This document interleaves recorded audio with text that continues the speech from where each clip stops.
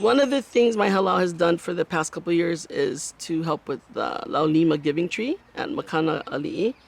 I like to do that because it helps me to support the community as well as my Hamana learning to support the community. That's like a volunteer thing, and they take the time and make the lei and get their costumes ready and learn their songs well to be able to dance out there.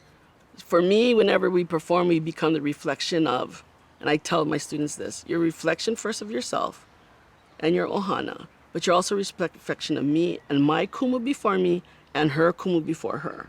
Okay, so then you become reflection of all of that. And then hopefully they'll learn that, and it takes a while for people to learn that, to, oh yeah, I am a reflection of people. I am continuing this lineage that I have belonged to. And I instill that in my students, that you represent the lineage that we're doing. We might not be competitive, and that's okay, but you come into the halal to learn culture, right? You learn to get along with each other in the halal. You learn sometimes to sew costumes and make lei, that kind of skills and stuff like that. But then you also are in the halal where there's older people that you respect them, and also the older people respect the younger people, because it goes both ways. Just because we're young, they're young, doesn't mean they don't know anything. And because we're old, doesn't mean we don't know anything either. So it's a balance between all of us, yeah?